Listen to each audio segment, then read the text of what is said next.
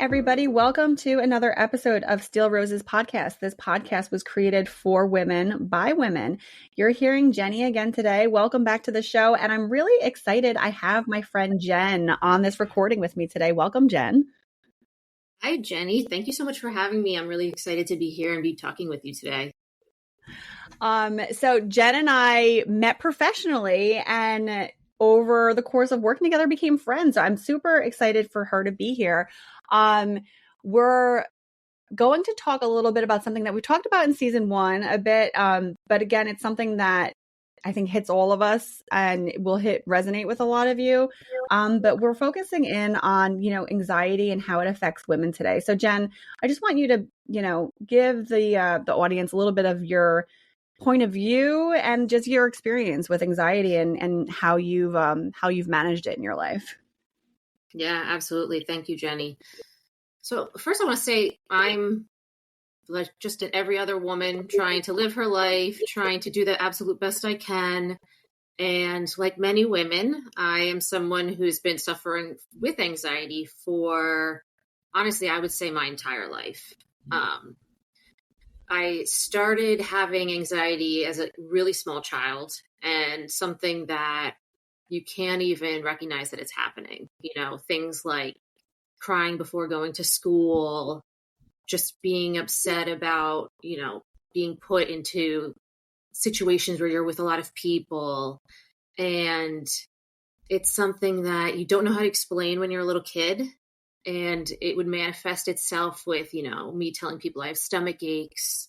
I don't want to go to school today. I would be making up stories about, throwing up because I felt so terrible. And I felt like there was a weight on me every single day, going to school especially, that I would try and do anything I could to get out of it. I just felt every day like something horrible was going to happen. And, trying to be a little kid and you're just trying to grow up and you're trying to have friends and do all the normal things that everyone else does. But you just have this like pit in your stomach and this weight and this pressure on you where I was like, why do I feel like this? Why do I want to cry all the time? And I feel like something horrible is going to happen to me every day, whether it would be a teacher yelling at me for something or getting a bad grade on a test or having a kid at school say something mean to me. Like every single thing made me think that something horrible is going to happen every day. And that's really how I went through all my elementary school years.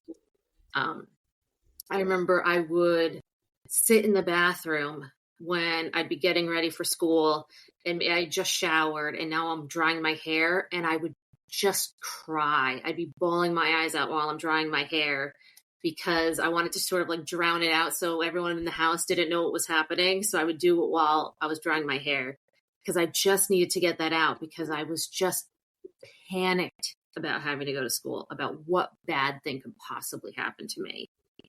And that was just a weight on me every single day. And, I went through school and it was getting worse. And by the time I was in middle school, it was getting very bad. And I was upset all the time going to school. I missed a lot of days of school, mostly because I didn't know how to express what was happening to me. And I would just say, yeah, I don't feel good. Even though physically, like, I didn't have a cold, I didn't have the flu, like nothing like that was wrong with me, but I just couldn't be there. And then it really came to a head when I was in freshman year of high school. And I was out for probably a week because I had a really bad asthma attack. And so I was out of school. And then the idea of having to go back to school was just too much for me at that point. And I was like, I can't do this. And I started to have these really bad panic attacks about the idea of going back to school. And finally, my mom said to my dad, and my parents were divorced. She's like, I can't do this anymore. Like, we need to get her some sort of help. We can't, she's crying all the time. She can't go to school. So what happened was I ended up staying out of school for probably 2-3 months that I didn't go to school, and I had like a teacher or somebody come to my house and do lessons with me because it was just too much for me. So I started to have to see a therapist, and that's when I started on medication. And it started to help me a lot. Like being on medication helped me a lot. And it was something that my mom wanted for me. My dad did not. My dad was the kind of person that did not really believe in psychiatry, didn't want me to be on medication, kind of begrudgingly had me see a therapist, but really didn't want me to see a therapist. And I, for the first time, started to feel better. The medicine was helping me. I felt so much happier. The anxiety was less. I wasn't feeling as depressed. And I saw the loveliest woman. She was so sweet and kind and taught me some things that I still use to this day. She used to say to me that we're gonna play out the situation, and she'd be like, "What are you afraid of?" And I'd say, "Well, I'm in school. I'm afraid of failing a test." And she'd say, "Okay, well, now we're gonna play this out. What happens if you fail the test?" And I was like, "Well, if I fail the test, maybe I end up failing the class down the line." And she's like, "Okay, and then what happens?" I was like, "If I fail the class, now I have to repeat the grade." And you just play it out all the way down until basically I had myself not getting into college and like living in a gutter. And so I played out this whole scenario of what happens if I fail a test. And then she had me go, "Okay, now let's step back. Do you think that's realistic? Do you think that's something that's actually going to happen to you?" And I was like, "I can see where you're coming from. No, I do not actually think I'm going to end up living in a gutter." But that's how it felt to me. So she was like, "Do you see how crazy it is to think that failing one test is going to upend your entire life?" And I was like, "Yes, I do see that." So we would do things like that. And we would do little things like if I'm feeling anxious or anxiety, she would have me try and put a number on it. Like, "Oh, I feel really anxious. What's this out of a scale of 1 to 10? Oh, this one's like a 7 right now. So this is kind of a big one." And she would have me almost like separate myself. So you have your body and your brain, and you kind of like separate yourself from the anxiety. So you put this number on it, you recognize it, you say, "Yes, the anxiety is there." And then you say, "But this is not who I am. And this is not how I'm always going to feel. And like, this is just in this moment, and this is going to pass." So I would do things like that with her. And it went really, really well. And after that, my mother, who had been very sick, and it's probably something that certainly did not help my anxiety. She had been very sick for like a long time, since I was in 5th grade. And she ended up passing when I was 16. So I was a sophomore in high school. Wow. Yeah. And I had to live with my dad after that. And it wasn't the best situation for me and my younger sister. And my dad, who was against psychiatry from the beginning, was like, "You're fine now. You don't need Oh, to. no. You don't need to do this anymore." So I'm a kid who at 16 just lost her mother. And now my dad decides I don't need to be on medicine anymore. You probably needed it more than ever. I absolutely needed it more than ever. So, and not only that, he just has me do it cold turkey. I don't go, I stopped seeing the therapist. I stopped seeing the therapist. And I cold turkey stopped going to stop my medication, which is like the worst thing you can do. So now you have a kid who just lost her mother. She's put in a terrible situation. She has anxiety. And now you're going to cold turkey take her off her medication and tell her to stop seeing a therapist.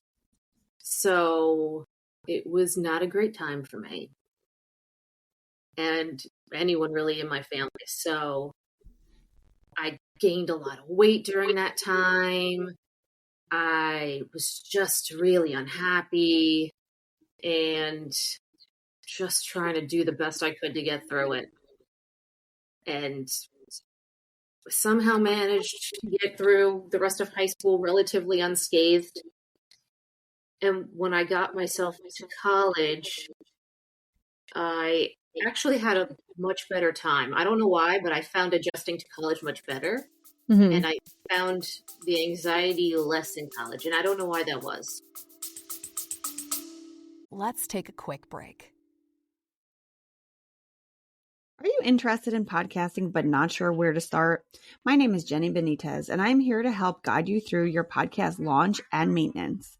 Check out the link in the episode description for Podcasting Unboxed, your comprehensive startup guide. I am very excited to work with you. Like, high school is so like cutthroat almost, which is, it's crazy. It feels like that, very like, just, oh no, you can only do this one thing, whereas like college is more like, oh, it's a little bit, I don't know why, but I have that sense too. It's like, it's more chill. Like people are not as like ridiculous, basically. Yeah, so I had a much better time in college, but ultimately my anxiety at that point in college, it was okay with going to classes. Like I felt great going to classes, but then it became like, okay, well now it's about when you're done with college and getting a job and entering the real like world. And that's where I started to struggle because I really wanted to work in television at the time. And I remember I had an internship for CBS. So I was going into the city and I was doing my internship and I wanted to do this thing called the PAGE program, which is where it's like less than a production assistant. It's like basically just getting your foot in the door to work at these places. And so I go to this office, the PAGE office, the last day of my internship. And the guy's like, okay, absolutely. Why don't you like come back when you're at like that towards the end of your internship and we can talk about it more. And I just panicked because it was actually the last day of my internship. And now I felt like I made a mistake because I hadn't come earlier. Oh. So I never said anything to him. I literally kept my mouth shut, never said a word. And just like left CBS on my last day and didn't get into the PAGE program because I didn't even get a chance. Yeah. I didn't even say anything. Wow. And so things like that were just like a snowball effect through my life and trying to get a good job where I had so much panic about applying to jobs. I ended up working as a substitute teacher for like a very long time, way too long. Because once I got in there, I felt like safe. Like, okay, this is fine. I can do this.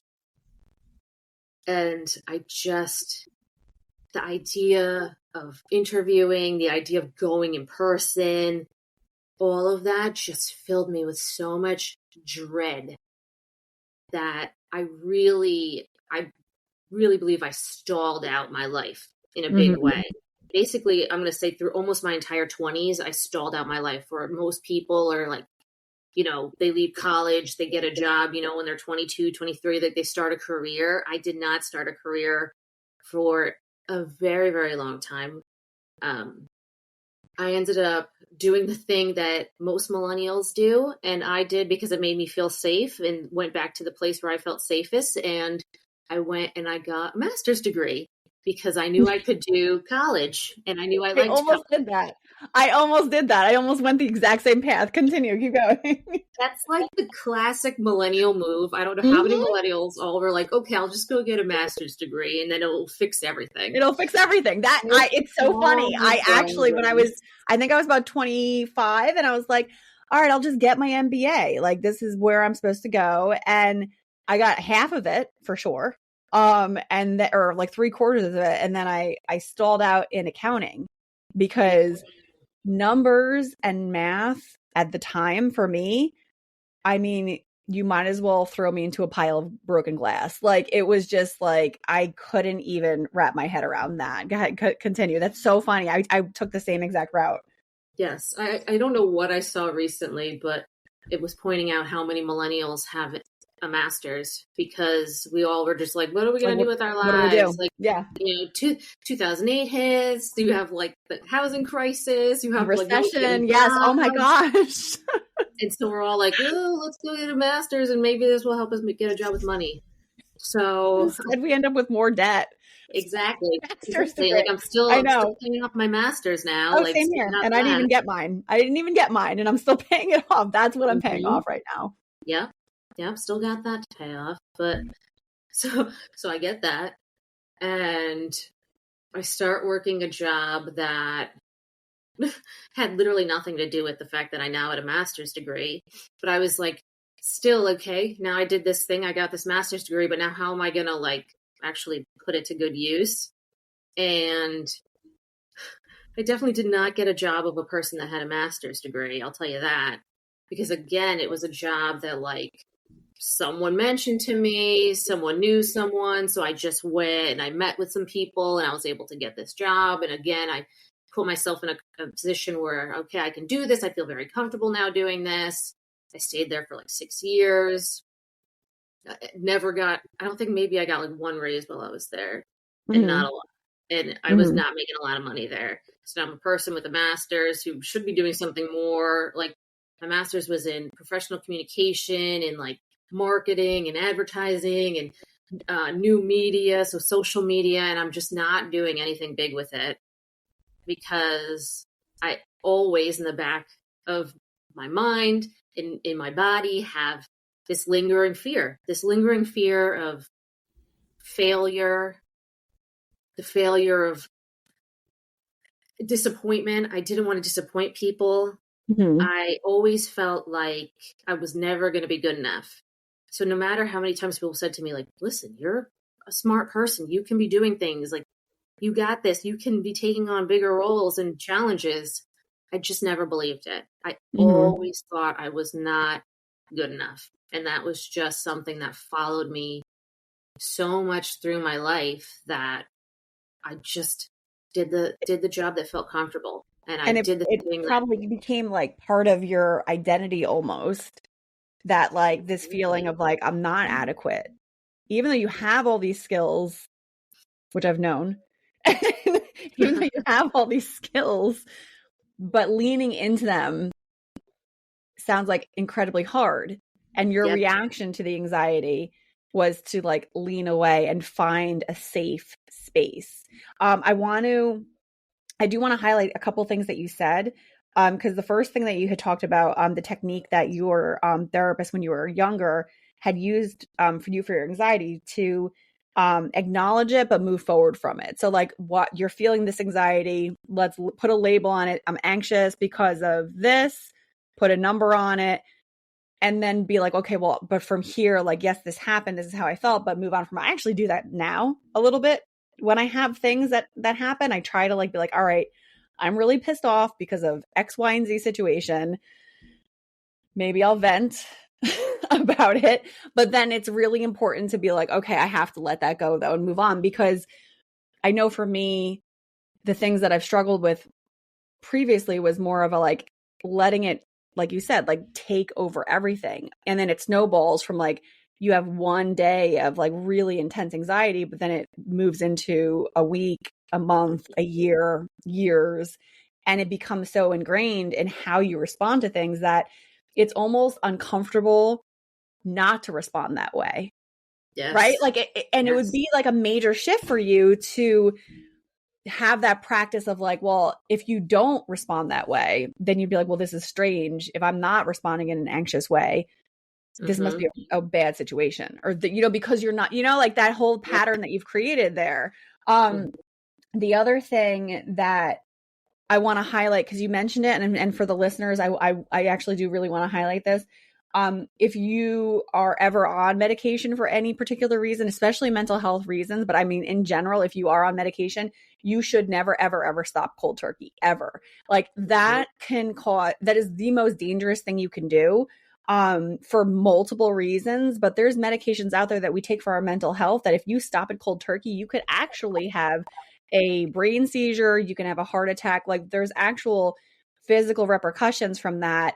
And it's incredibly important that if you are going to stop taking a medication, that you talk to your doctor about it first, because you might have to actually take something in between to help wean you off. There is really no cold turkey way to do anything, even quitting cigarette smoking. If anybody's still doing that right now, it's like vaping, right? Like vaping's like the thing. If you're trying to get off nicotine, cold turkey, not really the best way to do it. But like, like there's methods that you do have to use. And then the other part that I wanted to highlight here is because you did say like you picked roles that where you felt safe. And then instead of trying to scale from that particular role, you would kind of settle to the role.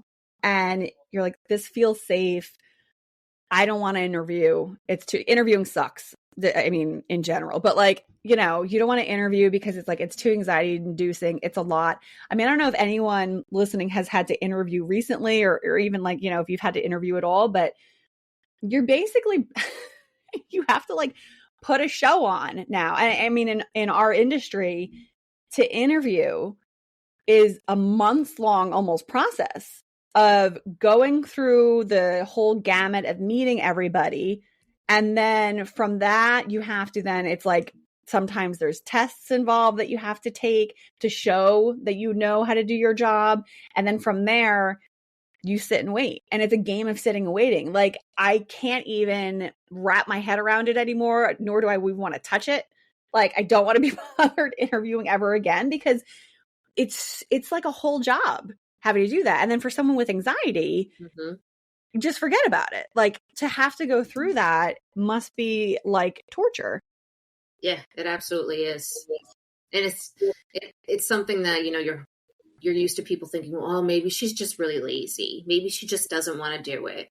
And it's so hard to explain to people that don't suffer from anxiety. And if you don't suffer from anxiety, man, am I jealous of you? Because I've talked to people that have no anxiety whatsoever in their life, and they cannot at all understand. Really? I don't think I know anybody. Oh, I don't think I know people. I don't think I know anyone. What does that say about me? I don't know anybody. Melissa and I have talked a few times on the other episodes where like she's given her POV on the anxiety that she had, especially after she had her daughter. Her anxiety was like out of control. And it's like, I think it also has something to do with hormones too, because my anxiety is much worse depending on where I'm at in my monthly cycle, like, which I know sounds a little nuts, but like that has for me a big impact on it. What I will share here too is I started having bad anxiety in my late teens, early 20s, and it was debilitating for a couple of years for me, where I would be about to do something, about to go to a class or about to go to a social engagement or about to go do something. And I would feel this, like, I think you said like a weight, and I would just be sitting there. And instead of doing it, I would sit in my car and let the time pass to where it was like, well, too much time has passed. I have to leave. And then that's what I would do. And I would leave.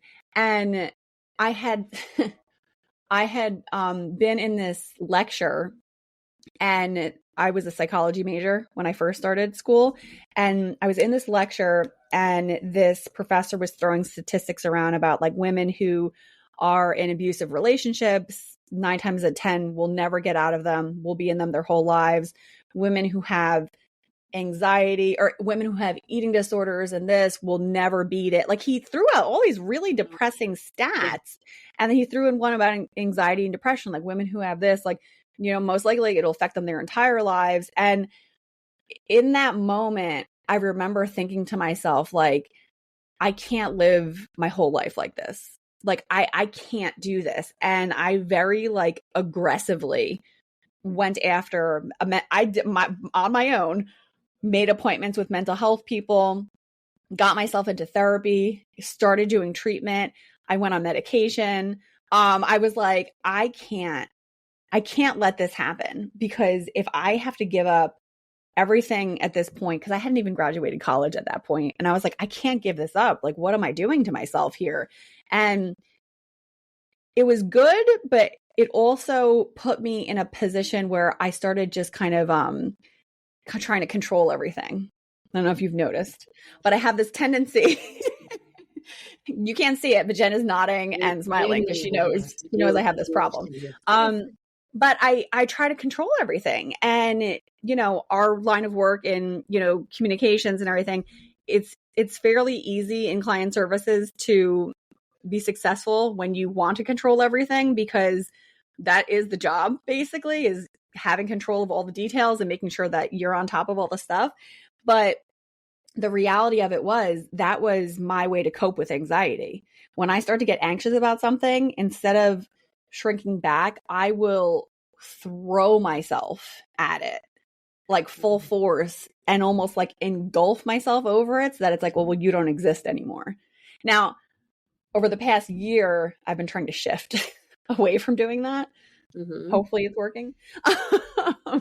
Because it's not a good way to be. It's not a way to function. And unfortunately, it is, I think it's, has a lot to do with, what you go through in your life. You did share a lot of trauma that you've been through. And I've seen it. And actually, as you're talking, now that I'm saying this, like all the folks that I know that have anxiety have been through some trauma in their young lives that has resulted in them reacting in these specific ways. Yeah, absolutely. I still to this day have a very big abandonment fear. It's a huge one for me because my parents were divorced when I was 3. Yeah. So it leads into me, and I think I had mentioned this to you, it leads into me being a real people pleaser. I even to this day, my boyfriend will go out somewhere. I'll be like, "You're coming back, right?" Like, and like joking, but like only half joking. Like I'm joking, but seriously, I am convinced that like eventually people are just going to leave me. That's a very big fear I have. So I will do things like go through work and not advocate for myself, and maybe not stick up for myself enough because I do not want people to be mad at me. I do not want people to think less of me. Yeah. So it's like, okay, how can Jen, make everyone feel happy? How can Jen make a situation better? If people are fighting, even if it's warranted, I'll be like, okay, like, how do we stop this? How do we keep the peace? How do we keep the peace? Even if, that fight should be happening, even if someone did something really bad, I'll be like, but how do we just fix it now? Because it's too much for me to handle if people are fighting with each other. So how do I make this better?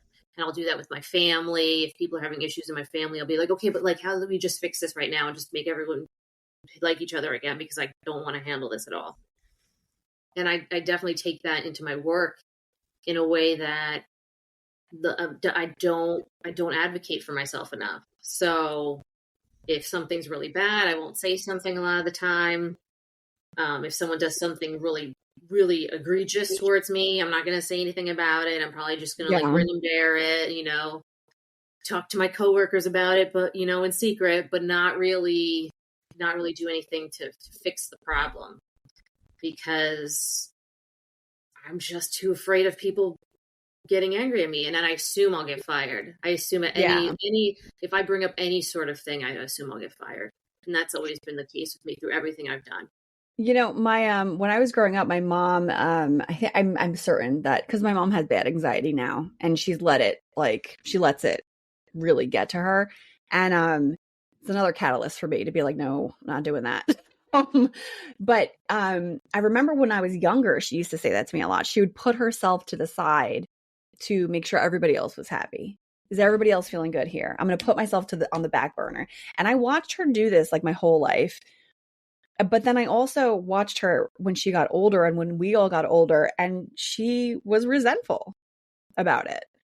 And she has to this day, I'm sure, like those feelings in there, but she's not one of those people. And I think it might be a generational thing for that generation, like mental health in like the 1950s.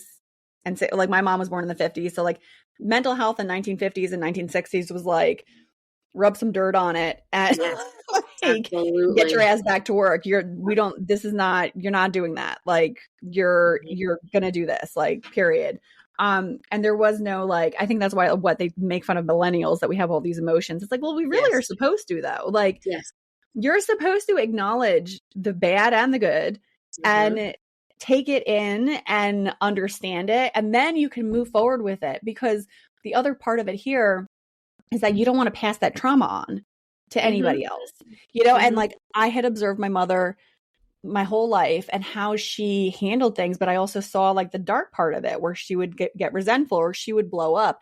The one time, not one time, I don't think it happens as often anymore, but I was telling my husband, I was like, oh yeah, my mom would like let things build and build and build. And then she would have this blowout and just be screaming at me and my brothers and just really let it loose on us. And we would all be like, oh my gosh. And I remember I'd be devastated and crying and everything. But then she would like, instead of acknowledging it, she would like laugh it off. Like, oh gosh, sorry, I lost my, and then pretend like nothing happened. And I was always like, but you just, I don't understand. And I remember I was telling my husband this, being like, yeah, it was crazy. And he was like, you do that. And I was like, what? I was like, no, I don't do that. And he was like, you do that. You don't ask for help and you try to do everything. You carry everything on your shoulders and then you explode. He was like, you do that. And I remember having this conversation with him and I was like, oh crap. So now it was like this thing that I'm like, all right, I have to actively make sure that I'm fixing this because I am starting to see like little anxieties in my kids. You know, my daughter is a perfectionist and she is right now, currently, the problem that we're facing right now is she's learning to read. She's 6. She's figuring it out. She's doing really well. She doesn't think she is. And she comes home and the past couple of weeks, she's been like devastated. Mommy, I don't want to go back to school. I can't go to school anymore, mommy. I don't want to do this. I'm not as smart. I can't do this. And I'm like, oh my God. I'm like, honey, no, like, tell me, like, explain to me what's going on. The reality of it is she's doing great and she's fine. But because she's not reading perfectly, she feels like she's failing. Yeah. That's exactly so now we're like, okay, like, how do we get her to understand that as long as you try your hardest, you are succeeding here? And the other part that we're really careful about here too is like not to compare the kids to each other because my kids are all really close in age. And this morning I was giving them a little pop quiz on the way to school and I was like, all right. And I was throwing their little spelling words at them. And the one twin and A or twin A was getting them, you know, she's like firing off and twin B with the anxiety was like, I don't know. And I was like, all right, hold on. And I asked the other one to pipe down. I was like, I'm going to give you your words. Okay. Because it was that competition part that was getting her. And I said to her, I was like, you know, mommy was really bad at tests at school. I was like, I want you to know that. I was really terrible at test taking. And I was like, I consider myself intelligent, but when I was a kid and I take tests, like written tests, I hated that. Oh, I did terrible on my standardized tests because I just couldn't do it. So there's a lot to it. And I do very strongly think that people pass those habits and those learned behaviors along to family members, nieces, nephews, like it goes across the board. Yes. Yeah, you know, I have to think that like it has to be a bit of like an inherited thing too, because I'm seeing it now. I'm hearing about, you know, my niece has had a lot of issues. She's in high school now and she's been struggling a lot. And so much is like what I went through. And I feel horrible for her. And now I'm hearing that my nephew who's in 4th grade, he's having issues now with like the perfectionism. And if he's not perfect, apparently in class, you know, he starts like mumbling under his breath saying like how he's not smart, he's not good enough. And the kids actually heard him. And surprisingly, the kids were not little jerks or anything. And they actually were really supportive. And they were like, you know, you can't talk to yourself like that. You're really smart. You're really good. And don't say mean things about yourself. So I was thrilled to hear how that's wonderful. Really like propping him up. Yeah. Man, do I know how it feels to think if you're not perfect, if you don't get 100 on that test, then you are a failure. And let me tell you, I was not one of those kids. I had to study really hard to get anything. I was not naturally like, and I remember my friends would all be like, yeah, whatever. And they'd like look stuff over and I was like, yeah, ha ha. I was like, I can't do that. I was like, and I actually felt inadequate for a really long time. I might have actually had a learning disorder. Like, I might have had some kind of and I just nobody picked up on it because that's not something that my parents were into. Like, you know, that's, you know, it's unfortunate because it does start really young. And that's the other part too, that like, I don't think people realize too, because you brought us through from like when you were a little kid all the way up. And it does manifest like that. And so I want like the listeners to really hear that too, is that like, if you do have kids, like it will manifest in a way of physical reaction. Like, I don't feel good. I have a headache. Yep. I don't feel good. I have a stomach ache, and it comes out like that. My kids are pretty vocal, and they'll come home and tell me like, I'm not going back because I can't take that test tomorrow. And I'm like, what? Like, like they'll tell me like stuff like that. But like, I've been teaching them, and like my husband and I have been like hounding them on communicating since they were like little, since they could talk. But most kids won't do that. I remember my older brother had really severe anxiety because he got bullied at school pretty badly. And I remember feeling like I needed to protect him at school. And I think I had told this story to a couple of you guys, but I had like his bully, I tried to beat his bully up because it was like, don't mess with my brother. Yeah, basically. It's unfortunate, but it is going on. And I think the biggest key takeaway is going to be like, we have to acknowledge this. Like, yes. There shouldn't be a stigma around it. I feel like everybody has some form of anxiety or depression. Everyone has something, and it is quite normal. And there are healthy things you can do through working with medical professionals. You can go on medication. Like, if you don't want to go on medication, that's totally cool. There are other routes you can take, but do something to try to help yourself. And the most important thing here too is also advocating for yourself. Like in Jen's situation, like her father was not on board with it. There's those situations where you might not be able to get someone to help you out. Like, you might have to actually go and do this. Now, when you're a kid, that's not possible. You don't know what you're supposed to be doing. But when you're able to do it as an adult, get the help that you need so that you're not suffering through the rest of your life, because you don't have to live like that. It doesn't have to be that bad.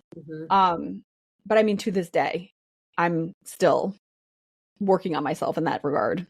Yeah, absolutely. I truly felt so much shame about how I was feeling. I didn't want anyone to know. When I was out in high school, I said, make sure that the school tells everybody that I had a bad asthma attack and I can't be in school. Like, I did not want one person to know the real reason I was out, because I was so ashamed about it.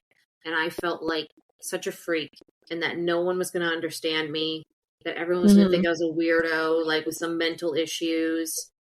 And I think that that's the way I really went about it until, honestly, pretty recently. Like, I didn't want to talk about it. And truly being around you and some of the people that we know, and being able to openly talk and seeing like, oh, actually, everyone's dealing with this. Oh, yeah. Oh, yes. Yes. It's even like, I'm 40 years old and I still am like kind of shocked at, oh, everyone actually is dealing with this. I'm not a weirdo. No. It is something I can actually talk about, and I talk about it a lot more now. That's excellent. That's wonderful, actually. Yes. I talk about it with, even my dad has gotten on board with the fact that, I'm on medication. So even he's kind of changed his thinking. So he doesn't think the same way either anymore. And so I'm a lot more open about how I'm feeling. I can say, I'm actually really anxious today. Certainly I would have always thought that that's not something I would want a partner to know, but I'm super open about it. I'm like, listen, I'm really anxious. I don't know why. And my partner, he's someone who does not have anxiety. So it's harder for him to understand. He has zero anxiety. So it's harder for him to understand. And I think I also have like I'll get a touch of depression every now and then where I just feel sad and I can't explain it. And he's like, what's going on with you? Like, what's happening? It's just there. It's just there. I can't. And I was like, I can't, nothing happened. Nothing bad happened. I can't tell you I can't say, oh, actually this happened today and it made me feel sad. There's no reason. It just is. I just don't feel in a good mood. I just feel bad in general. And I don't know, it will pass and I'll feel fine. Which again. it always does. Yeah, it does typically. I will say this, like my husband and I will be very like vocal to each other. Like, my anxiety is bad today. And then the other one's like, oh, okay. And I know that, like, when he'll say, and then I'll be like, okay, I have to make sure that, things are a little bit less stress on his side, and then when I say it, he'll like be like, okay, like, and he'll try to like talk with me. And like, I think I've told you a couple times, he talks me off the ledge when I'm like really like far out there. And he does, he like, helps talk me through it. And then, honestly, I don't think I've ever like and now that you mention it, cause I'll have days where like, I'll tell you like my anxiety is hot today, and I'll like just mention it. Cause I'm like, I feel like I think it should be something. It's almost like when you say like, I have a cold, I don't feel good, and your teammates got your back and they're like, don't worry, we'll throw in some extra support for you today. I don't feel, my anxiety's hot today, guys. So if I seem off, just FYI, that's what's up. Absolutely. That's like on the same playing field. You don't feel good. You know that you're getting that really bad feeling in your chest. Like, hey, can you step in for me on this call? I can't handle it today. No problem. It should be something that we're comfortable just saying like, hey, this is what's going on. It doesn't mean that you're bad at your job or you're a bad person or you're a failure or there's something wrong with you. Like, you're excellent. It's just, you have this thing. Same thing as anything else. Yeah, absolutely. I love the idea of it being so common that you can just say that to somebody. And I know I could say it to you, and there's certain other people I could say it to. But man, do I just want everyone to be able to do that. I want every company, I want every person to just say, you know what, today I'm just feeling a little anxious. I have a lot of anxiety, and not it be looked at as like you're faking it. You're just trying to get out of something. Like, there's still always going to be people that think you're trying to use that as an excuse to get out of something. And it's just not true. Like, until you've experienced this feeling of having to like go about your day, do your job and be good at it, and also feel just dread and just feel terrible. I will say this. I definitely felt a definitive shift in workflow with one of our other colleagues, and then also with when you and I would work together and things, after I knew about the anxiety. When I knew that anxiety was at play, I was like, oh, I also have, okay, well, now I get it. Because then I would know if I sensed it, I'd be like, okay, I think she needs a little bit of a buffer today. Let me be that buffer for her today. And that actually helped, I think, our partnership much more, because we were able to have that openness. And everyone listening, like that's like the most important thing here is like, if you acknowledge it and you put it out there, like it is scary to do it in the beginning because you really don't know how the other person's going to react. But it also helps because then you've put it out there and now you can be honest about it and say like, I'm freaking out about X, Y, and Z. Can we talk about this? And even just like talking about it and talking it through, like maybe you're freaked out about a big meeting coming up. Maybe there's a project that you got on your plate that you really don't know what to do, or you do know what to do, but you're freaked out about it anyway. Like, acknowledging it. And then even on a personal level, tell your partner, like, I have anxiety. I'm getting really anxious today. Your communications will improve. You'll probably fight less if you're just honest and say, I've got anxiety today. I'm going to probably freak out over everything. Just a heads up. Like, that's all it takes. It's really, truly all it takes. And even if it's not your partner or close friend, whatever, letting them know and giving them a heads up, like, hey, I'm not feeling great. I'm feeling off. Just giving you a heads up. It's totally okay. And it's okay. And we need to normalize this because all this time, we're always trying to fit into these molds of like, this is how I'm supposed to be. This is how I'm supposed to react. This is the type of person I'm supposed to be at this point in my life. None of that's real. No. It's all BS. It's all fake. There is no right time. There is no specific time. I remember when I was in my early 20s, I was like, you have to get like married by a certain age. You have to have kids by a certain age. You have to get your perfect job. You have to buy your house. You have to do this. You have to do this. And I would be like, oh my God, like, I don't know how to do any of these things. Like, this is so much. It's very overwhelming. Like, you don't have to do any of that. How many women now today are like focusing on their careers first and then having babies in their 40s? Yeah, absolutely. I'd be exhausted doing that. But like, yeah, like, like you don't have to fit into a mold is really the point there. Absolutely. I agree with that 100%. There is no one right way to live your life. And everyone's unique. Everyone's individual. Everyone has a different path and a different journey that they're going to go on. And I used to do like things like be on Facebook, look at, people I went to high school with, see the kinds of jobs that they had. I would feel terrible about myself when I was, especially in my late 20s. I'd see some of the jobs that people had that I went to high school with. And man, I just felt like crap about myself. Oh, yeah. Like they're doing so much better than me. They're married. They have their kid. They have this great job where they're like a VP. Like they're only in their 20s. And I'm like, how is that possible? And I would just feel like garbage about myself. And at some point I was like, you know what? I don't care about that anymore. I cannot let this stuff bother me. I'm sure they have stuff in their life that's not perfect. And I'm sure that they have people that they look at and wish they were like everybody aspires to be something else. Everyone thinks that maybe someone else has something more than them. They have things that they're going through that nobody knows about. And it's just time to stop trying to compare myself to other people. Like, this is where I'm at in my life. I made the choices I made and I did the things I did, and I can't get mad at myself over that. I can only learn from what I previously did. Right. And make choices to either change what I'm going to do, better myself in some way. And I think that that's like what I'm doing now. And maybe it took me a little longer than some other people, but it's never too late. I truly believe that it's never too late. Agreed. And yeah, you just gotta do what makes you happy and what's going to make you the best person. And that's really all you can do in life. You just can't. And I try and work on that, every day. And I don't want to be the person that is anxious and feels bad about myself. And I'm just going to try and live the best life that I can live for myself. And that's all I can do. Truly the most fabulous thing you could say after everything you've been through. You've come out of this with this success mindset. Like that's what you just explained. What you just explained is called a success mindset, because you basically have come through all these challenges. And at the end of this, you're saying to yourself, like, I don't have to compare myself to anybody. Their journey is their journey.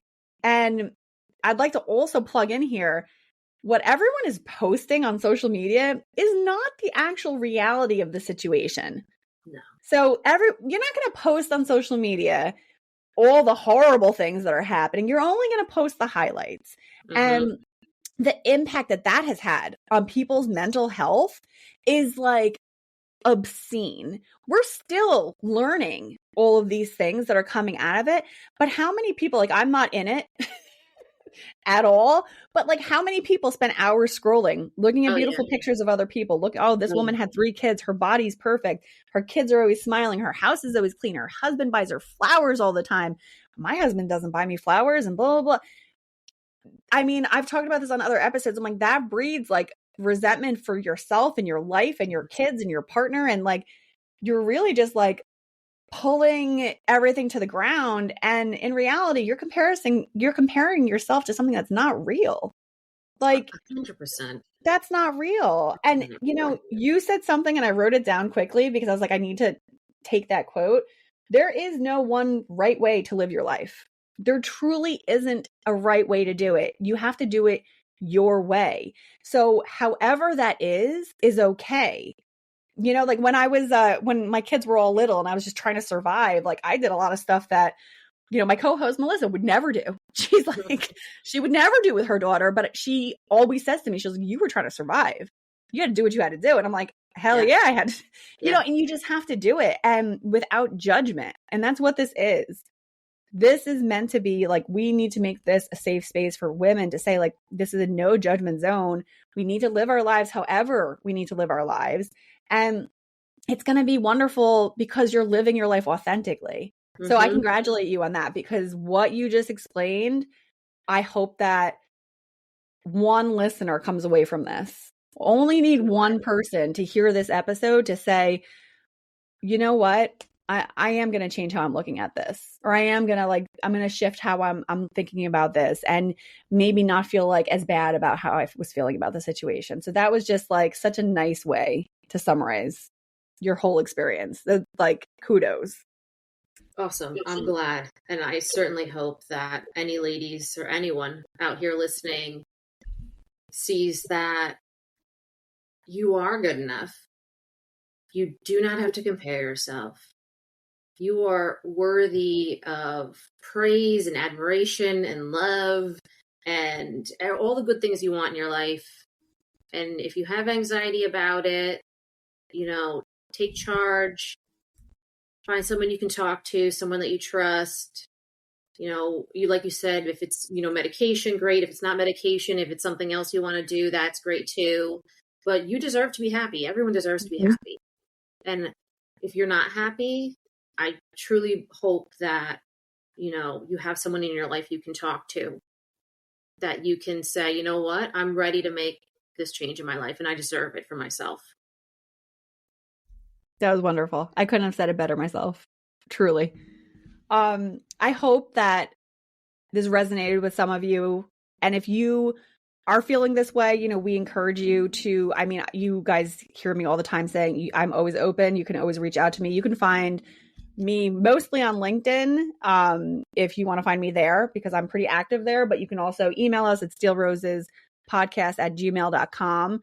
I'm always here for you guys, and I'm happy to provide support and, just even a sounding board if you need it. Jen, thank you so much for recording today. I think this was such an important, impactful episode. So thank you. Thank you, Jenny. I really loved being on here and talking to you today. And thank you to anyone who's listening, because you guys are great and you're worth it. Thank you all, and we'll see you next time.